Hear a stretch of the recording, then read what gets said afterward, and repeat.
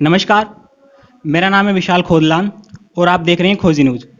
खोजी न्यूज़ के special interview में आज हमारे साथ मौजूद हैं जनपद मुजफ्फरनगर के आज़ाद समाज पार्टी के जिला अध्यक्ष जगदीश पाल जी, जिनसे हम आज बात करेंगे और उनके बारे में जानेंगे कि वो राजनीति में कैसे आए और उन्होंने आज़ाद समाज पार्टी को ही क्यों चुना। तो अध्यक्ष जी, सबसे पहले आपका खोजी न्यूज़ में स्वागत है। जी जी, धन्यवाद धन्यवाद। अध्यक्ष जी, मैं सबसे पहले आपसे जानना चाहूँगा कि आप राजनीति में क्यों आए और आपने आज़ाद समाज पार्टी को ही क्यों चुना? देखिए भाई, पहले तो मैं समाज सेवा करता था। मैं समाज सेवा लगभग 15 साल से कर रहा हूँ समाज सेवा।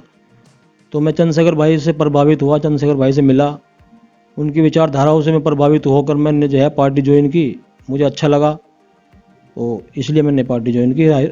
राजनीति मानने का मेरा जो है निर्णय ये रहा। तो आप जैसे आप जिलाध्यक्ष हैं, तो जिलाध्यक्ष की जो जिम्मेदारी होती है, अपने जो जनपद है उसमें संगठन को देखना, उसकी सारी जिम्मेदारी होती है, तो आप किस तरह से संगठन को आगे बढ़ाने के लिए काम कर रहे हैं? भैया, हम लोग जिले के जो हमारे पदाधिकारी हैं उन लोगों को विधानसभा की जिम्मेदारी दी हुई है।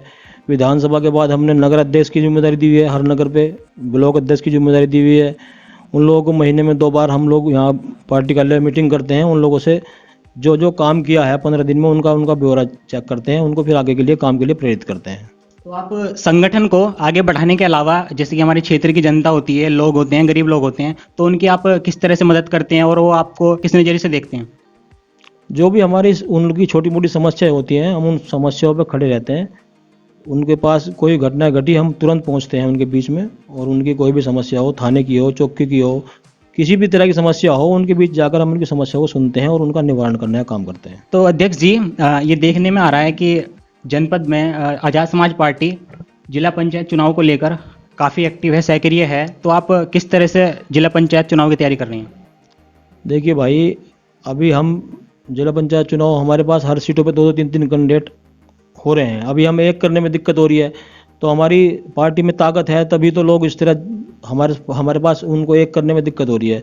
हम हर सीटों पर चुनाव लड़ाने का काम करेंगे और हमारी पार्टी और हमारे पदाधिकारी पूरे जोर शोर से काम करेगी चुनाव के मध्य में। तो हर सीट पर मतलब कि जितनी भी हमारे क्षेत्र में जनपद मुजफ्फरनगर में सीटें सब पर?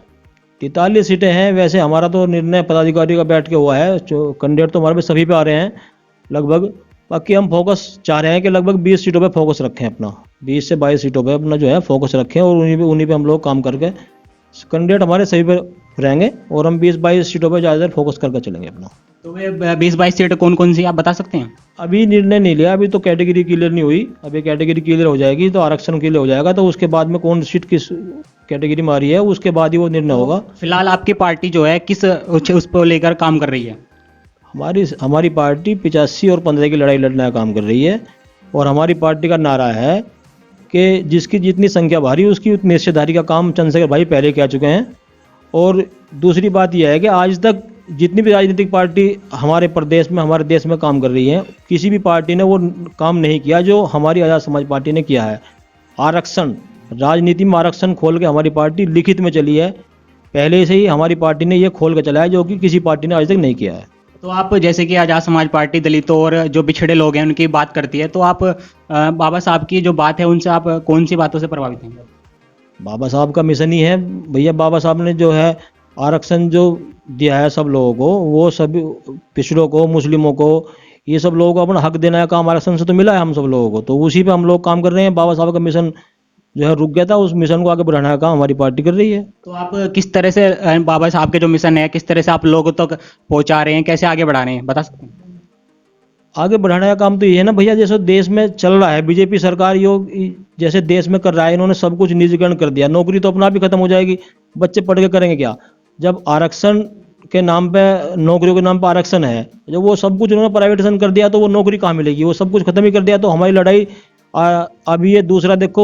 तो अगर आज़ाद समाज पार्टी की सरकार आती है तो वो किस तरह से नौकरी के लिए काम करेगी, लोगों को रोजगार देने के लिए काम करेगी? आज़ाद समाज पार्टी की सरकार आएगी तो जो हमारा आरक्षण है वो उसको दोबारा जो ये खत्म करने जा रहे हैं, देश के अंदर संसद बना रहे हैं। दूसरी संसद बनाने का मतलब यह है कि जो संविधान है उस संविधान को खत्म करने के बाद दूसरा नया संविधान लाने का काम कर रहे हैं लोग, तो उसे हम लोग दोबारा से सभी को रोजगार दिया जाएगा। हमारी पार्टी उसी पे काम करेगी। आपने अध्यक्ष जी अभी बताया कि निजीकरण, तो अगर आपकी सरकार आती है आजाद समाज पार्टी की, तो आप निजीकरण को लेकर किस तरह से काम करेंगे? भैया हमारा तो मेन मुद्दा है, चंद्रशेखर भाई भी इस बात को कह चुके हैं कि हर घर में, वो किसी भी समाज से हो, 85% हर घर में एक नौकरी, सरकारी नौकरी देने का काम करेंगे। जो सरकार का काम है वो सरकार नहीं कर रही। सरकार का काम तो शिक्षा है, शिक्षा को ख़त्म कर रहे हैं इन लोगों ने। जो पढ़ाई में जो आरक्षण था वो सब कुछ खत्म कर दिया इन्होंने जो है। तो हम लोग पढ़ाई पे काम करेंगे, चिकित्सा पे काम करेंगे। हमारी तो पार्टी आप किस किस तरह से चिकित्सा पे और पढ़ाई पे काम करेंगे? मतलब जैसे गरीब लोग होते हैं कुछ, वो अपने बच्चों को नहीं पढ़ा पाते, तो आप किस तरह से शिक्षा पर जोर देंगे, किस तरह से आप चिकित्सा पर जोर देंगे? भैया ये सब सरकार के ये सब नियम उनके पास पहले से ही हैं। ये लोग उसे फॉलो नहीं करते ना। ये लोग फॉलो नहीं करते। चिकित्सा सरकारी जो हॉस्पिटल है इसमें सब सुविधाएं हैं। नहीं, अगर आप सरकार में होते, आपकी आजाद समाज पार्टी सरकार में होती, तो आप किस तरह से काम करते इस क्षेत्र में? हमारी आज़ाद समाज पार्टी सरकार में आएगी तो हम लोग सारे अधिकार जो है लोगों को वो दिलाने का काम करेंगे। वो हम लड़ाई लड़ रहे हैं फिलहाल सत्ता में आने के लिए। तो अभी हम सत्ता में आएंगे तो फिर सब कुछ सब करेंगे, हम सब ठीक करेंगे। तो अध्यक्ष जी मैं आपसे पूछना चाहूँगा कि आप जो किसान आंदोलन है उनके बारे में क्या कहना चाहेंगे? भैया किसान आंदोलन में ये कहेंगे, किसान देश की रीढ़ है और हमारा कृषि प्रधान देश है।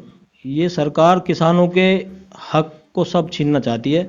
इन्होंने पहले से ही प्लान बनाई हुई है। ये पूंजीपति लोगों के हाथ में कृषि को ही बेचना चाहते हैं। तो ये गलत है। हम लोग किसानों के साथ हैं। हमारी पार्टी पहले ही किसानों को समर्थन दे चुकी है दिल्ली में जाके।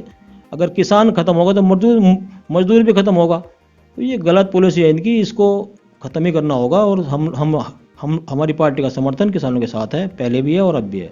तो अध्यक्ष जी मेरा आखिरी क्वेश्चन आपसे यह है कि जैसे कि आज़ाद समाज पार्टी महिलाओं को लेकर, उनके अधिकारों को लेकर काफ़ी एक्टिव रहती है, तो आप किस तरह से उसके लिए आप कार्य कर रहे हैं? भैया हमारे देश में महिलाओं पर अत्याचार हो रहे हैं। देखो कितनी बड़ी घटनाएं, हाथरस कांड हुआ। हाथरस बहन को जो न्याय मिला है वो चंद्रशेखर भाई की देन है, सबको पता है। डीजीपी ने जो है कहा था कि बलात्कार ही नहीं है। अब उस पर वो बलात्कार सिद्ध होगा तो उस डीजीपी पे भी तो केस दर्ज होना चाहिए ना, पर ऐसा नहीं करती ना ये बीजेपी सरकार है। अभी ये मंदिर में बलात्कार हुआ है, एक महिला के साथ में पुजारी बलात्कार कर रहे हैं। तो देखो महिला सुरक्षित नहीं है। और महिला पे जहाँ भी अत्याचार होगा, हमारी पार्टी चंद्रशेखर भाई उस किसी भी प्रदेश में हो, हमारी पार्टी उस पर बढ़ चढ़ के हिस्सा लेगी और उनको न्याय दिलाने का काम करेगी। ये थे आज़ाद समाज पार्टी के जनपद मुजफ्फरनगर के जिलाध्यक्ष जिन्होंने हमसे बातचीत करी। तो अध्यक्ष जी आपका बहुत बहुत शुक्रिया। जी धन्यवाद।